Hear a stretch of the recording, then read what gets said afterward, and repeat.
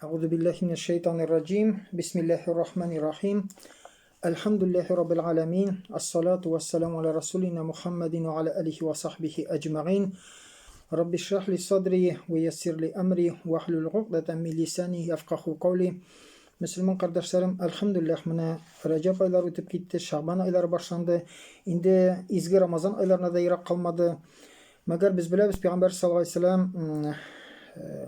шушы Рәҗәб айларына кергәч шундый дуга кыладыр иде. Рамазан ахлы, я Раббым, шушы Рәҗәб, Шәгъбан айларының бәрәкәтенә ирештер һәм Рамазан айына ирешергә насип ит дип ул шундый дуга кылады. Һәм Рамазанга бу бер әзерлек иде. Бүгенге көндә инде без беләбез, инде әлхәмдүлиллаһ, мөселманнар, ислам диненә килгән кешеләр Рамазан аеның кадерен белә. Рамазан аенда ураза тотабыз. Вәләкин әле шушы Рәҗәб, Шәгъбан айларына игътибар юк. Чөнки без беләбез, Пәйгамбәр саллаллаһу алейһи ва саллям бу айларны гыйбадәтләрен арттырган, уразаларын, өстәмә уразалар тоткан, Коръәннәр укыган, Аллаһны зикр кылган. Инде менә Рамазан айы ул шундый гыйбадәт айы, бүләк ай. Әгәр дә син бер әзерлексез килеп керәсең икән, иртәгә ураза тота башлыйм, син иртә белән тордың да, ашык-пошык беренче көнне кирип киттең, аннан соң инде кернәп бер 10 көннән соң киленеп китә инде. Син әле авыз ачу, син ашыйсы килә бик каты, беренче көннәрне авыр, ниндидер организмда үзгәрешләр була, Коръән укыйга тотынасың, син укыйсың килми, арыйсың, тотлыгып укыйсың, ниндидер мәшәкатьләр күп. Ягъни бу гыйбадәтләргә кирип китәр өчен дә вакыт кирәк. Шуңа күрә бу Рәҗәб, Шәгъбан айларында инде бу ураза тотып, зикрләрне арттырып, шушы Коръәннәр укып, син моңа күңелең белән әзерләнеп, тәнең моңа әзер булып, инде Рамазан айының беренче көннән үк сиңа ураза тоту җиңелрәк. Мондый мәшәкать булмый. Әгәр дә син беренче көннәрне әшлекне авыр кичерәсең, каянда Коръән уку, кая зикр кылу ихластан, син тизрәк авыз сәгатькә карап торасың, авыз ачыр идем дип торасың, һәм шулай килеп чыга, әзерлексез кирсәң, Рамазанның беренче 10 көнне үтә дә китә. Һәм күп вакытны менә шушы нәрсәләр белән көрәшеп, шушы нәрсәләр турында уйлап үтеп китә. Шуңа күрә инде әлбәттә мөмкинлек булып әзерләнеп керсәң, инде син Коръән укыйсың, син дәвам итеп китәсең һәм Рамазан аенда күбәйтәсең генә. Әлбәттә бу Рамазан артында булган, без белгән, белмәгән бик күп бәрәкәтләргә ирешеп була. Инде менә шушы Рәҗәб айларында хәзер бит инде җайлы, телефонга да төрле сообщениелар килә, укыйсың, бер көнне шулай килде, бәйрәм белән котлыйм сезне дип. Мин инде аптырап калдым, нинди бәйрәм икән. Аннан соң икенчесенеке килде, сезнеке шушы Исра Миғраҗ вакыйгасы, кичәсе бүген Миғраҗ вакыйгасы дип, шушы бәйрәм белән дип, шундый сообщениелар килде. Һәм инде мин менә бу вакыйга турында, әлбәттә үземнең дә исламга килгәннән монда ниндидер аңламаган нәрсәләр бар. Бу көннәргә кагылышлы уйланырга мәҗбүр булдым һәм инде әз генә кайбер мәгълүматларны карарга тырыштым һәм миндә кайбер фикерләр туды. Мин сезнең белән шул фикерләр белән уртаклашасым килә. Аллаһ Тәгалә ярдәм итсен. Әлбәттә без ялгышырга мөмкин. Аллаһ Тәгалә зур ялгышлыклардан сакласын, кичкенә ялгышлыкларыбызны гафу итсен. Чөнки бу вакыйга, бу бик мөһим вакыйга. Ягъни Пәйгамбәр саллаллаһу алейһи ва саллямның пәйгамбәрлек килгәч бик күп вакыйгалар булды тормышында. Һәм ул шундый вакыйгалар булды араларында. Моннан соң ниндидер тормыш үзгәрде, исламга тәэсир итте, Пәйгамбәр саллаллаһу алейһи ва саллям үзенә тәэсир итте. Мәсәлән, Мәккәне фәтх итү, Бәдр сугышында җиңү. Моннан соң исламда да зур үзгәрешләр булды һәм мөселманнарда да. Шуңа күрә бу вакыйгалар, мондый вакыйгалар, кайбер вакыйгалар, бу исламны үзгәрткән, ислам диненә тәэсире булган вакыйгалар. Һәм инде Исра Миғраҗ вакыйгасы да бу Пәйгамбәр саллаллаһу алейһи ва саллям үзенә тәэсир иткән. Ул аның белән булган бу вакыйгалар. Әлбәттә ул бу вакыйгаларны үткән, ләкин инде аның турында безгә хәбәрләр килде һәм бу моннан безгә дә тәэсир бар. Без белергә тиешбез. Моны бу вакыйганы онмаска, күңел аша үткәрергә тиешбез. Чөнки мәсәлән Исра вакыйгасы ул Коръәндә аятлар белән дәлилләнде. Шуңа күрә Исра Миғраҗ дигәндә ул ике вакыйга аңларга кирәк. Исра ул Мәккә шәһәреннән төнлә Иерусалимга күчү вакыйгасы, төп вакыйга, һәм әлбәттә икенчесе Миғраҗ дигән инде, монсы аерым икенче бер вакыйга. Иерусалимнан инде Аллаһ хузурына җир күкләргә күтәрелү булды. Монсы үзе бер аерым вакыйга. Шуңа күрә Исра вакыйгасы бу Коръәндә аят белән дәлилләнә. Аңа багышланган сүрә бар, Исра сүрәсе бар. Һәм ул шундый аятлар белән башлана. Аузу биллаһи минәш шәйтанир раҗим. Без аңаннан соң тәрҗемәсенә тукталырбыз, кайбер өлешләрен аңлатып китәрбез. Ләкин инде Аллаһ Тәала шулай ди, мин бүлеп әйтәм, теге мәгънәви яктан.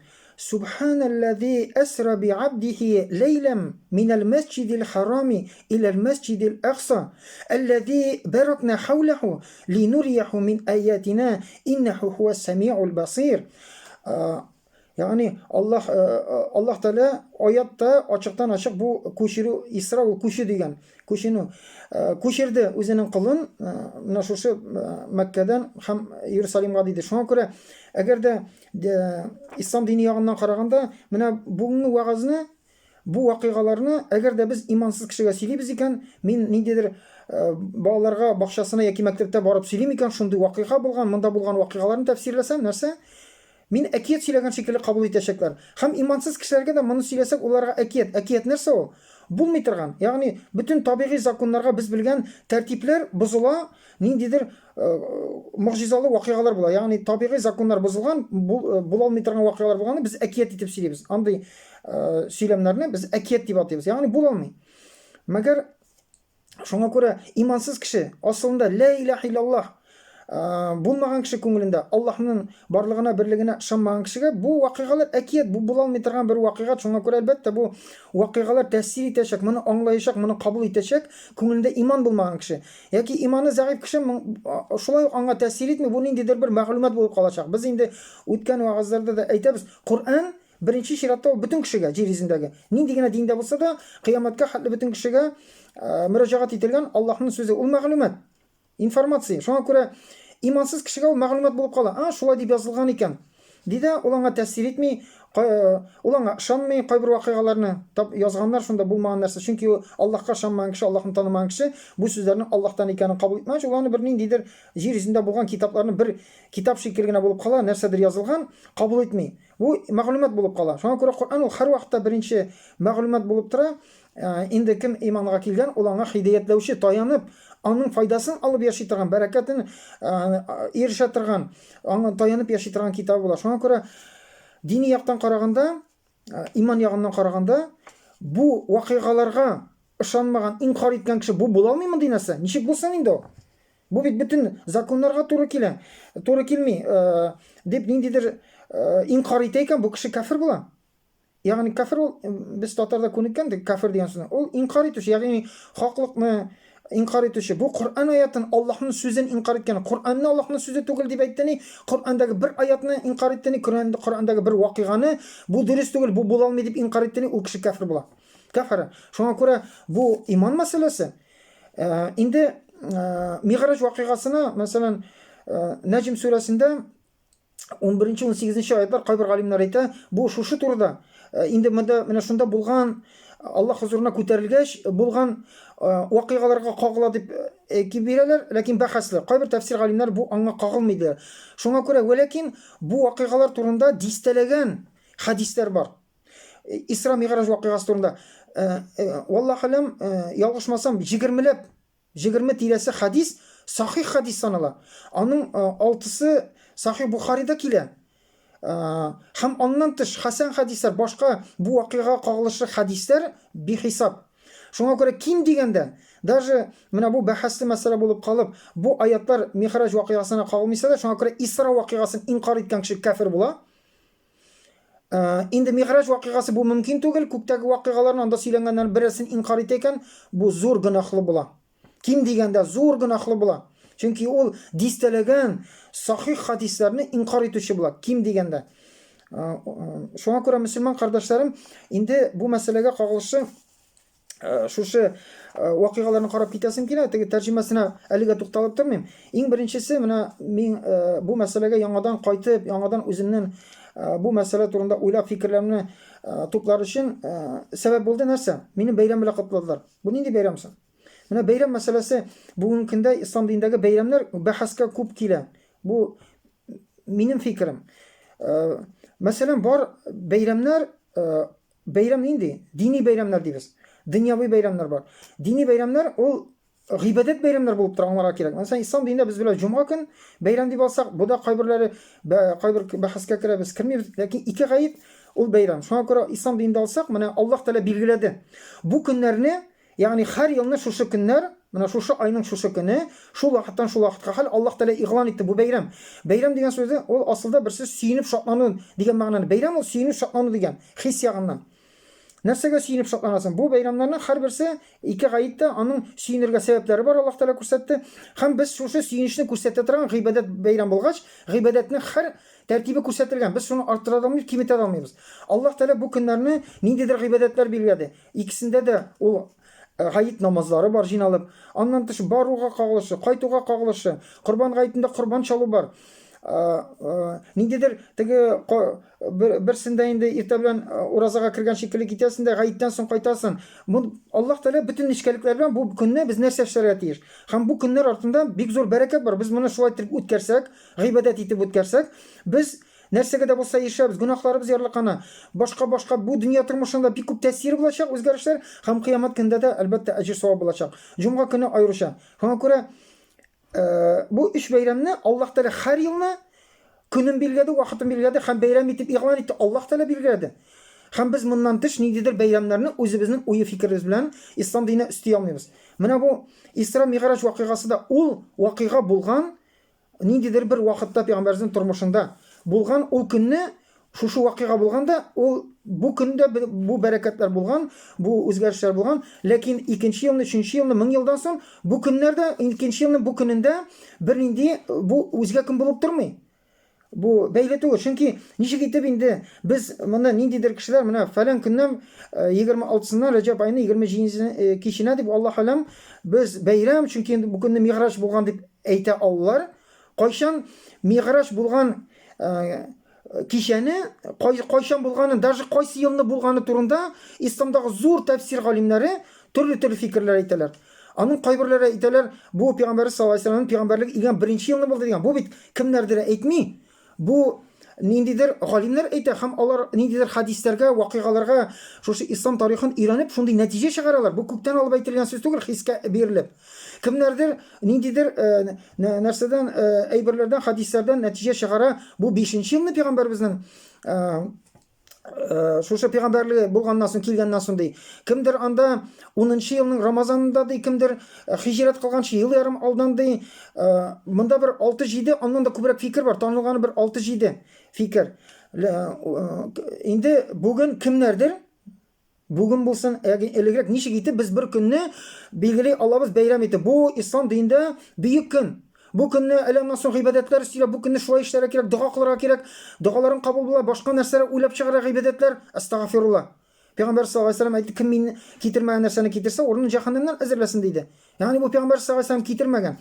Һәм монда инде приблизительно чамалап була, әйткәнебезчә, бу вакыйганың кайчан булганын менә катгый дәлилләр белән дәлилләнә. Хадичә анабыз шушы ислам диненең 10 пәйгамбәрлек килгәннән соң 10нчы елында Рамазан аенда вафат булган. Монда бу мәсьәләдә килешәләр, чөнки бу инде бөтен сахабәләр күреп торган, кичергән вакыйгалар. Һәм инде аның турында әйтелә, Хадичә анабыз намаз фарыз кылынганчы, әле 5 вакыт намаз мөселманга йөкләнгәнче бу дөньядан китеп барды. Аллаһ разый булсын аннан.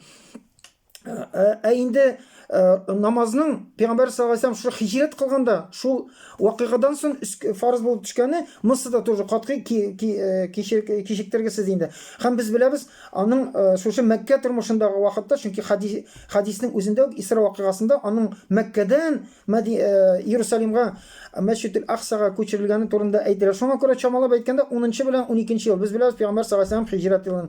Шушы еллар эчендә, ләкин төгәл галимнәр, бу бит галимнәр хәзерге галимнәр түгел, сахабәләрдән булган шул вакыттагы галимнәрнең бу мәсьәләдә уртак фикер түгел. Һәм икенче ягын күрсәтә. Рас ул вакытта бу көн онытылган икән. Кайчан булганы? Димәк, ул көн кайчан булганы игътибарга лаек түгел. Аның вакыйгасы игътибарга лаек. Шуңа күрә бу кайсы көнне булганын онытканнар, чөнки Пәйгамбәр саллаллаһу алейһи ва саллям бу вакыйга булган төннән соң бүгінгі күндегі шекілді бір вақиға болса интернетқа қоялар да дүнияның любой жерінде мына Мәккәдә шундай вақиға болған екен, бүтін кіші біле ала. Ул вакытта бу икенче көнне чыгып сөйләгәндә Пәйгамбәр саллаллаһу алейһи ва саллям аны игълан иткәч, анда аның янында булган сахабалар белде, кайберләре кайбер көннән соң белде, һәм анда мөһим түгел иде. Үткән атнаның 10 көнлек шул төндә ул хиҗрат кылды. Димәк, бу вакыйгага игътибар кайсы көне, кайсы төндә булуы игътибарга лаек түгел. Әгәр дә ул дөрестән дә бу кич ниндидер бәйрәм һәм монда зур бәрәкәт булса, аның иң беренче сирада сахабалар инде шул елдан соң, икенче елдан соң үткәреп, бу төннәрне шушы гыйбадәтләрне кылып, ул бәйрәм безгә килеп җитәр иде. Һәм андый бәйрәмнәр күп. Пәйгамбәр саллаллаһу алейһи ва салламның туган көненә килеп исәк, валлаһу алам, кайчан ислам галимнәре, шул вакыттагы галимнәр Пәйгамбәр саллаллаһу алейһи ва салламның елы туган, кайсы елны туган, 570 ди кайберсе 572 ел ди, кайберсе 570 елны ди. Гайса пәйгамбер туганнан алып инде бу хәзерге ел белән туды дип әйтәләр, көнен анын әйтәләр. Бу уже бәхәсе. Димәк, әгәр дә пәйгамбер саллаллаһу алейһи ва салламның туган көнендә ниндидер именно шул көнне бәрәкәт булса, ниндидер бу гыйбадәт кыла торган кичә булган булса, ул көндә бәхәс булмас иде. Ул көнне пәйгамбер саллаллаһу алейһи ва саллям игълан итеп, бу көндә бәрәкәт бар минем туган көндә. Бу көнне зурлагыз дип, бу көнне бәйрәм итеп үткәрегез, менә шундый гыйбадәтләр кылыгыз, сезгә шундый нәрсәләр ирешә дип әйткән булыр иде. Без бүген инде кайбер вакытта бу көннәрне зурлыйбыз. Аллаһ алам, куркынычы бар. Әгәр дә бу ниндидер без дингә яңа бер нәрсә уйлап кертсәк, гыйбадәт дип игълан итсәк, астагфирулла, бу бидгать, бу исламнан кешене чыгарып җибәрә. Шуңа күрә бу бик хәтәр нәрсәләр. Аллаһ алам. Шуңа күрә мин шулай уйлыйм. Әгәр дә бу көннәрдә бәрәкәт булса, аңа иң беренче чиратта көне төне ел сайын шул вакытта сахабалар, табигыннар үткәрер иде. Алар бу көнне игътибарсыз калдырыр идеме? Юк. Шуңа күрә ул көннең мөһим түгел кайсы көндә булганы. Пәйгамбер саллаллаһу алейһи ва саллям туганда әле ул пәйгамберлеге юк иде, ул бала иде. Ул елларны язу юк. Һәм аннан соң галимнәр өйрәнеп аны, ул шундый вакыйгаларны китереп чыга. Бу вакыйга шул елны булганмысы, бу елны булган дип китереп чыгаралар. Шуңа күрә мөселман кардәшләрем, менә беренче мәсьәлә игълан итү бәйрәм икәнен. Бу астагфирулла дип әйтим инде, куркыныч мәсьәлә. Аллаһ Тәала гафу итсен, әгәр дә без ялгышсак. Инде икенче ягы да бар. Менә бөтенесе мәгълүмат җибәрә. Бу көнне Миграж, Исра Миграж вакыйгасы, бу фәлән кичә. Иң мөһиме әйтәләр, бу көн изге көн, монда нәрсә булса эшләгез, кемдер садака бирә. Шул бәйрәм итеп, бүген бәйрәм дип бер-берсенә сообщение җибәргән, мәгълүмат кутлаган кешеләр, бу көнне нинди вакыйга соң? Исра Миграж, берсе Исра Миграж көне белән. Ул нинди вакыйга? Пәйгамбер саллаллаһу алейһи ва саллям нинди вакыйгалар үткән? Нәрсә кичергән? Нәрсә булган соң бу кичәне? Безгә менә шунысын белергә кирәк. Менә шунысына иман китерү, шушы булган вакыйгаларны белеп, аннан үзебезгә файда алу. Менә монысы безнең өстәге бурыч. Ул кешеләр күбесе, без бүген исламның эчке ягын игътибарда итү юк. Ягъни бәйрәм итеп үткәрә, сөенә, шатлана, сорасаң, ул нинди нәрсә булды соң? Пәйгамбер саллаллаһу алейһи ва саллям Исра нәрсә соң? Миграж нәрсә соң? Анда нәрсә күрде соң? Аллаһ Тәгалә нәрсә иде? Фәрештәләр нәрсә диде? Кемнәр белән очрашты? Кемне күрде? Бу вакыйганы белмиләр дә. Әлбәттә бу дөрес түгел. Шуңа күрә беренче менә мин инде бу көннең бәйрәм булуы турында үземнең фикеремне җиткерәсем килә. Әйткәнемчә, бу көннең даже кайчан, кайсы елны булганын да белмиләр. Бөтен галимнәр килешмәде. Бер фикергә килешмәде. Димәк, аңа ул вакытта игътибарда булмаган, ул мөһим булмаган аның кайчан булуы. Шуның кебек исламда бүгенге көндә мөселманнар елдан ел бу башка диннәрнең тәэсире ниндидер вакыйгаларны кертәләр ошатып. Кертәләр, менә бу изге көн, бу көнне шундый вакыйга булган, димәк шундый вакыйга булган. Ул көнне бу вакыйга булган, аннан соң икенче елны бу көннән бер нинди үзгәреше юк. Шуны аңларга кирәк. Һәм мондый нәрсәгә тәэсирләнергә түгел, Алла сакласын, бидгать гамәлдән дә зыянлы гамәл юк, чөнки бидгать кешене исламдан чыгара. Һәм бер кемнең хакы юк. Нинди генә ул дәрәҗәле булсын, бүген көндәге нинди генә исеме булмасын, ниндидер көнне бәйрәм итеп игълан итәргә бер кемнең хакы юк. Бу инде үзенне Пәйгамбер саллаллаһу алейһи ва саллям үстен кую, Аллаһ Тәгалә өстен кую, астагфирулла, Алла сакласын. Монысы бер мәсьәлә. Инде без әйттек, Исра вакыйгасы бу беренчесе булды. Бу Мәккәдән Мәдинәгә күчерелү. Менә монда нәрсәгә бу Исра Миграж вакыйгасында күп нишкәлекләрдә менә укыйсың да, каршылыклар бик күп шикелле. Бик күп хадислар бар чөнки. Бу шуны хәтле танылган вакыйга һәм бу бит бер генә вакыйга түгел. Бу вакыйга Пәйгамбәр саллаллаһу алейһи ва сәлләм менә бик күп нәрсәләр күргән. Ул кайбер хадистә килә. Менә мин Җабраил килде дә тордым. Аннан мине буракка утырдым, Иерусалимга күчерде. Аннан соң кыскача бер хадистә бер вакыйгалар тәфсирләнгән.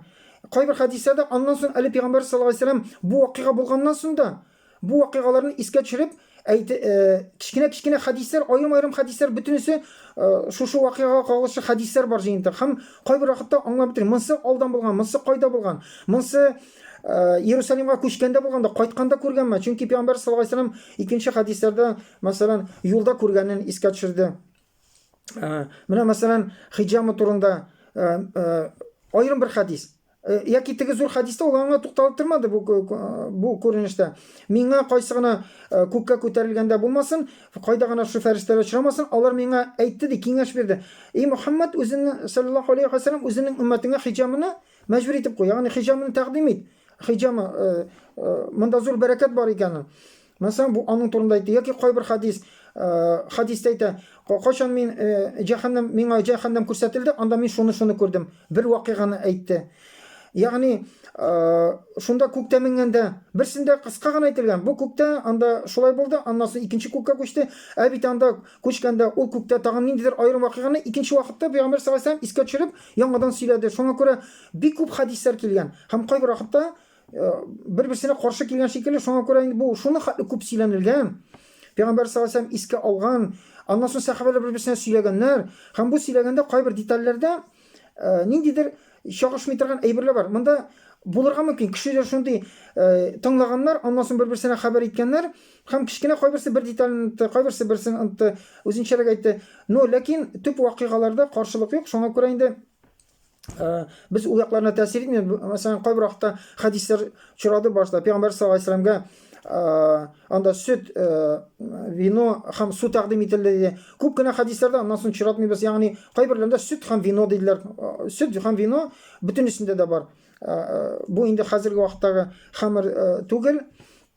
Бу вакыйганы һәм галимнәр арасында ул кайберләре әйтә, ул күккә күтәрелгәч аңа тәкъдим ителдеме, яки кайберләре әйтә, шушы намаз укыганнан соң ул аңа тәкъдим ителде. Ярар, бу нишкәлекләре Пәйгамбәр саллаллаһу алейһи ва сәлләм шул әйтте икән, миңа тәкъдим ителде дип әйтте. Ул меңәшмә төшкәшмә икәнен әйтмәгән. Ансын инде кайберсе үзләре шулай аңлап төшкәч яки меңәш дип ансын шулай әйткәннәр. Ләкин Пәйгамбәр саллаллаһу алейһи ва сәлләм менә бу вакыйгасы ул сөйләгән. Нәмәсысы аңа килә. Шуңа күрә без төп вакыйгаларны кабул итәбез. Һәм әйткәнемчә, бу турыда бик күп хадисләр килә. Һәм кайбер вакытта инде менә шушы аңлашылмаучылар килеп чыга. Без белергә тиешбез. Бу ислам диненә тәэсир иткән, сахабаларга тәэсир иткән, Пәйгамбәр саллаллаһу алейһи ва сәлләмгә тәэсир иткән бик зур вакыйга. Әгәр дә ул зур вакыйга булмаса, ул Коръәндә һәм хадисләрдә шуны хәтле килмәс иде. Һәм асылда әйткәнемчә, Исра вакыйгасына без иман китерергә тиешбез. Әкият шикелле бу була алмый, ниндидер кабул итәргә түгел. Ул вакыйганы сөйләгәндә, аны күз алдына китереп, менә нинди мугъҗиза ул безгә тәэсир итәргә тиешбез. Шуңа күрә инде монысы шул яктан инде. Без инде әзәзләп кемнең теләге бар, менә бу Исра Миғраж вакыйгасына карата әкрен-әкрен кайбер тапкан әйберләрне, мәгълүматларны карап барырга тырышабыз. Менә инде шуннан соң, димәк, вакыйга нәрсәдән башланды? Бер хадистә Пәйгамбәр саллаллаһу алейһи ва сәлләм бу вакыйганы сөйләгәндә, мин Кәгъбәтуллаһ янында булганда диде. Җәбраил алейһиссәлам килде. Бар икенче бер хадистә, мин үземнең анда өендә йоклап ятканда диде, түшәм ачылды да, һәм Җәбраил алейһиссәлам төште. Һәм мине 2 рәкать намаз укыр өчен Кәгъбәтуллаһка күчерде диде. Кайсы алырга соң? Кәгъбәтуллаһта торган Пәйгамбәр саллаллаһу алейһи ва сәлләм бер хадистә аны Кәгъбәтуллаһ өлешеннән башлады. Кәгъбәтуллаһта терәлеп торганда диде, шушы Җәбраил бурак аты белән килде диде. Шуңа күрә монда каршылык берсендә ул сөйләгәндә, баштагы вакыйганы сөйләгәндер, валлаһу алам. Ягъни вакыйга нәрсәдән башланды? Без әгәр дә Кәгъбәтуллаһтан китсә уйласак, Пәйгамбәр саллаллаһу алейһи ва сәлләм бит Кәгъбәтуллаһта җоклап ятмаган. Асылда ул һәр кеше өендә йоклый. Ул анда барса да гыйбадәт кылган. Әле ул вакытта Мәккә мөшрикләре аңа дошман. Анда инде килгәч тә аларны яратмаганнар, шу Кәгъбәтуллаһ анда сыннар әле ул вакытта. Шуңа күрә, әлбәттә, монда инде беренче вакыйга башланырга мөмкин. Кайдан? Ул Иң беренчесе ул өендә йоклаганда, ягъни шушы вакыйга башлана, могҗизалы. Түшәм ачыла, һәм инде Җабраил галәйһиссәлам төшеп, аны Кәгъбәтуллаһка алып китә. Ягъни Кәгъбәтуллаһка алып бара 2 рәкать намаз укыр өчен. Бу элек-электән Адәм галәйһиссәлам яратылганнан изге урын булып тора. Бу сәфәрнең һәрбер вакыйгасының үзенең бер мөһимлеге бар. Аннан менә Аллаһ Тәала ни өчен бу вакыйганы бирде? Анысына без аерым тукталырбыз. Шушы аят нигезендә. Инде без караганда, димәк, без бу ике хадисне чагыштырабыз. Ягъни вакыйга башланды, Пәйгамбәр саллаллаһу алейһи вәсәләм үзенең өеннән башланды, түшәм ярылды, аны инде шушы Кәгъбәтуллаһка алып киттеләр. Кәгъбәтуллаһны без беләбез, аның алдында түгәрәк өлеше бар. Асылда ул Кәгъбәтуллаһ территориясенә керә, Кәгъбәтуллаһның иче булып санала. Ләкин бина кырылган урыны бер шакмаклы өлеше. Без беләбез, Пәйгамбәр саллаллаһу алейһи вәсәләм әле пәйгамбәрлек килгәнче аңа 33 яшь вакытында Аллаһ алам Мәккә мөшрикләре ул ташлар тузгач аны яңадан төзергә уйлыйлар. Аллаһ Тәаланың хикмәте аларның Кәгъбәтуллаһны шушы элекке Ибраһим галәйһиссәлам нигезе дә яңадан салу өчен акчалары җитми. Бу аерым туктала торган, мисына тукталмыйбыз. Ни өчен шулай булган?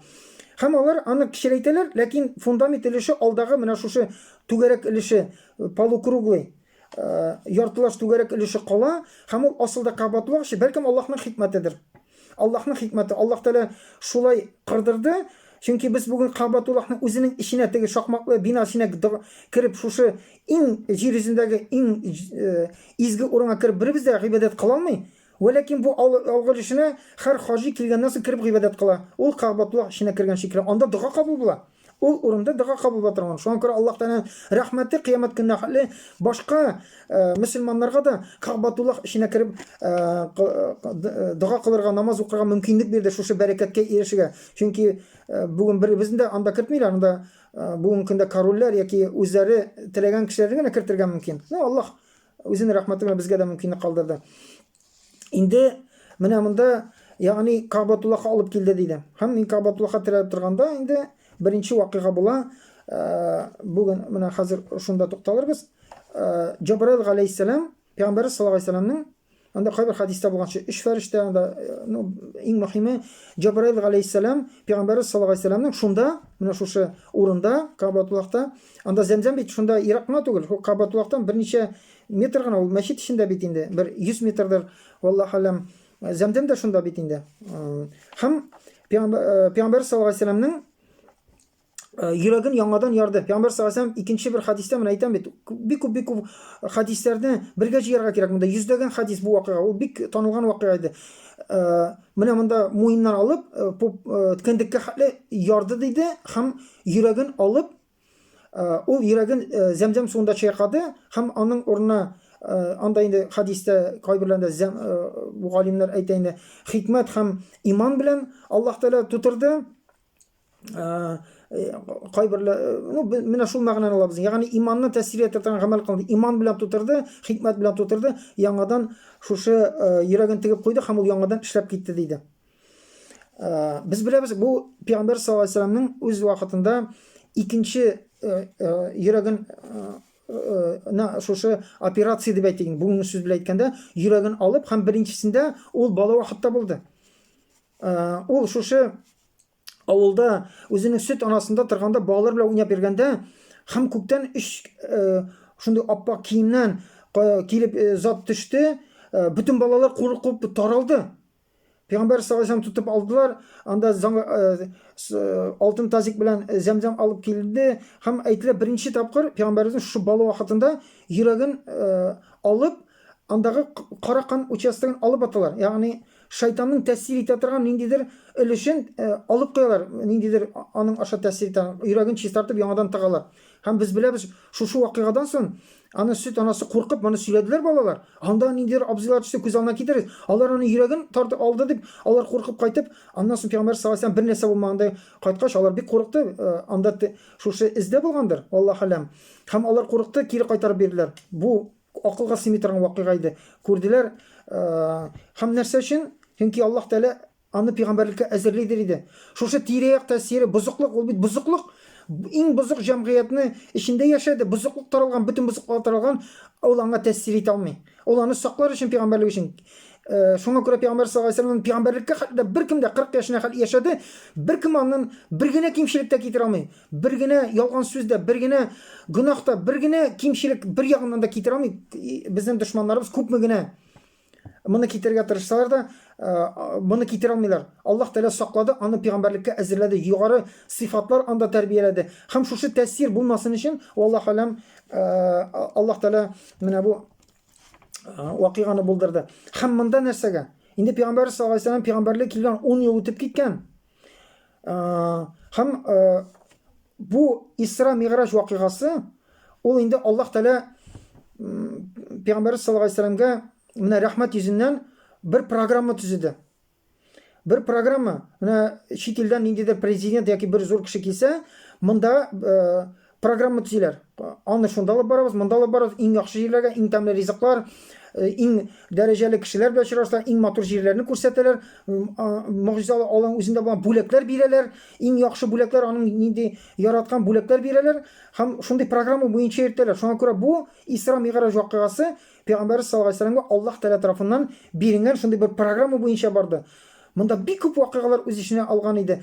Һәм бу кеше акылына сыя торган, моңа хәтле сыймый торган вакыйга. Моны кеше күтәрә алмый. Шуңа күрә Аллаһ Тәала пәйгамбәребезнең күңеленә иман ныклыгы бирде. Тагын да иманын нык кылды. Бу вакыйгалар килеп аңа, әгәр дә безнең шикелле кеше булса, акылдан шашыр иде мондый вакыйга дучар булсам. Бу вакыйга моны хәтле әле берсенә генә түзеп булырга мөмкин. Ниндидер мин җоклыймдыр яки башка нәрсәдер дип инде уйларга мөмкин, ләкин моның хәтле могҗизалы вакыйга, бер кеше күрмә, акылга сыймый торган, моның хәтле яшәгән бер акылның бер нинди нәрсәсенә туры килми торган вакыйгаларны үтәр өчен, күргәннәрне кабул итәр өчен, нормальный акыл белән моңа иман ныклыгы кирәк, моңа ниндидер бер ныклык кирәк. Һәм Аллаһ Тәала бу сәфәр алдыннан иң беренче аның шушы ныклыкны бирде, кабул итсен өчен, бөтен бәрәкәтенә ирешсен өчен. Инде мөселман кардәшләрем, менә бу бүгенге өлешендә шушының белән туктап торам. Иншалла, теләге булган кеше калган өлешендә дә катнашып китәр, иншалла.